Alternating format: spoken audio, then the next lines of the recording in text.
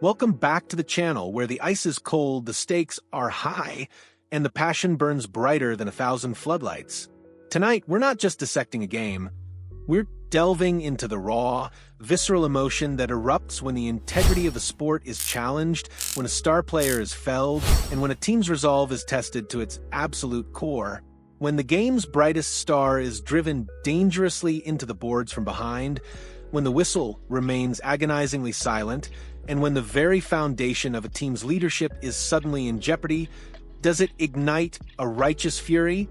Or does it forge an unbreakable resolve in the face of adversity? Good evening, hockey faithful. Tonight, we're not just talking about a loss. We're talking about a moment, a split-second decision on the ice that sent shockwaves through the hockey world, leaving a trail of indignation, concern, and a burning question mark hanging over the Toronto Maple Leafs. The scene was Boston. The stage was set for another chapter in one of hockey's most storied rivalries, and what unfolded was a sequence of events that has left coaches fuming, teammates seething, and fans collectively holding their breath. The air in TD Garden was already thick with the familiar tension of a Leafs-Bruins showdown. Every puck battle, every hit, every shift carried an extra layer of intensity. But in the second period, that intensity boiled over into something far more sinister, far more concerning. It was a moment that stopped the game, not with a goal, but with a sickening thud against the unforgiving boards. The target? None other than the Toronto Maple Leafs captain, their offensive engine, their undisputed superstar, Auston Matthews. The perpetrator? Boston Bruins defenseman Nikita Zadorov. In a play that has since been replayed countless times, dissected from every angle, and debated with fervent passion across social media and sports desks alike, Zadorov delivered a heavy hit to Matthews. But this wasn't just any hit. This was a hit from behind, a dangerous, reckless maneuver that propelled Matthews in a vulnerable position directly into the unforgiving barrier. The sight of Matthews crumpling to the ice, clearly in distress, was a gut punch to every fan watching, a chilling reminder of the inherent dangers of this beautiful, brutal game. He was immediately ruled out of the game with a lower body injury, leaving a gaping hole in the Leafs lineup and a profound sense of unease permeating the arena. The immediate aftermath was a whirlwind of emotion. Max Domi, never one to shy away from a confrontation, wasted no time in going after Zadorov, a clear and unequivocal message sent that such a play would not go unanswered. It was a moment of raw, unadulterated protectiveness, a testament to the brotherhood that binds a hockey team together. While Domi, ever the professional, later downplayed his reaction, stating, "I'm not going to comment too much on that stuff. It all stays in the glass out there." His actions spoke volumes. The unspoken rule of hockey: you don't mess with the team's leader, especially not in such a dangerous fashion. But perhaps the most telling reaction came from the man behind the bench, Maple Leafs coach Craig Berube. Known for his stoic demeanor and no-nonsense approach, Berube's post-game comments, while measured, carried an unmistakable undercurrent of indignation. "I think it's a penalty, personally, but I'm not the referee," he stated, his voice laced with a controlled frustration. "I don't like it. I don't like the hit. He's in a vulnerable position. So, whatever, nothing I can do about it." That final, resigned, "nothing I can do about it" spoke volumes. It wasn't just about the 2 points lost in the 5-3 defeat to the Bruins. It was about the perceived injustice, the failure of the officials to intervene, and the potential long-term consequences for his star player. Berube admitted he wasn't even sure when Matthews got hurt, a testament to the chaotic nature of the play and the immediate concern for his captain's well-being. John Tavares, the team's alternate captain and another veteran voice in the locker room, echoed Berube's sentiments with a similar blend of concern and disapproval. "You don't like seeing anyone get hit on the numbers," Tavares emphasized, his words carrying the weight of experience. "Especially our leader, and obviously one of the best players in the game and our best player. This isn't just about a teammate, it's about the emotional and strategic void left by the absence of a player of Matthews' caliber. He's not just a point producer. He's the heartbeat of the offense, a game changer who commands attention every time he steps onto the ice. His absence, even for a short period, sends ripples throughout the entire lineup.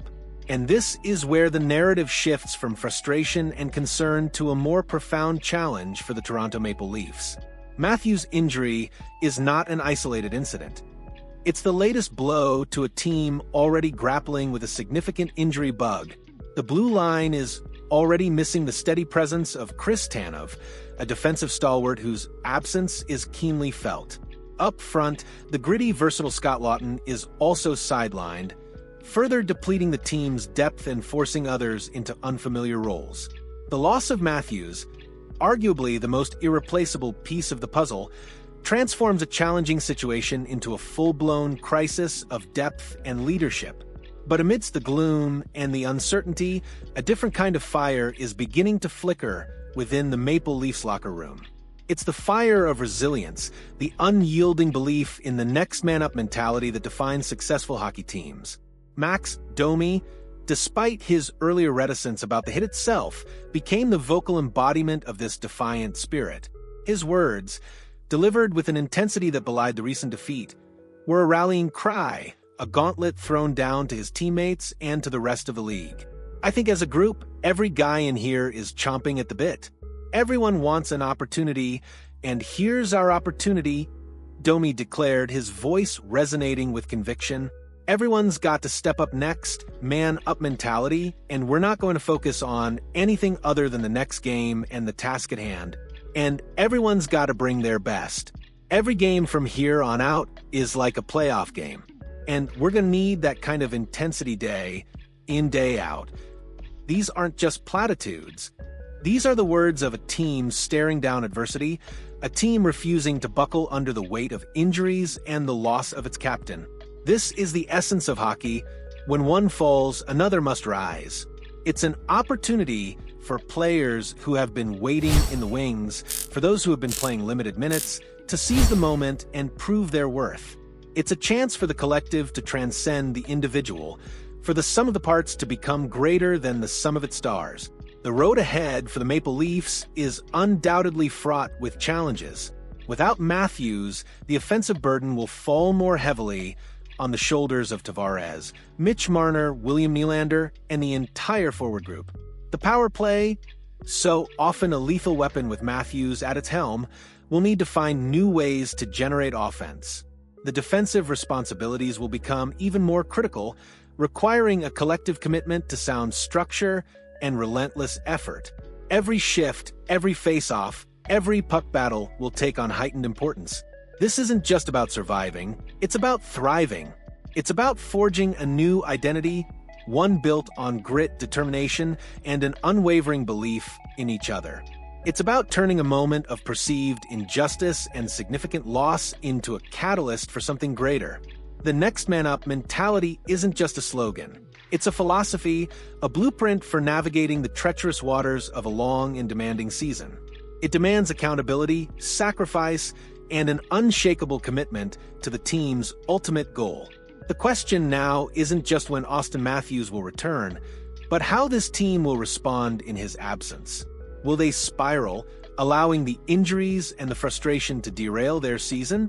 Or will they rally, drawing strength from adversity, and emerge from this crucible a stronger, more unified force? The hockey world will be watching, eager to see if this moment of crisis will define them, or if it will be the forge in which their true character is tempered. This is the kind of challenge that separates contenders from pretenders, that builds legends and defines legacies. The Maple Leafs have been dealt a tough hand, but the cards are still in play. The intensity, as Domi rightly pointed out, must be that of a playoff game, day in and day out. Because in the unforgiving world of professional hockey, sometimes the greatest victories are forged not in triumph, but in the defiant refusal to be defeated. What are your thoughts, Hockey Nation? How do you see the Maple Leafs navigating this challenging period without their captain? Will the next man up mentality truly carry them through? Or is the loss of Matthews simply too great to overcome? Share your predictions, your hopes, and your frustrations in the comments below. And if you felt the intensity of this report, smash that like button and subscribe to the channel for more in-depth analysis and passionate discussions about the game we all love. Until next time, Keep your eyes on the puck and your hearts in the game.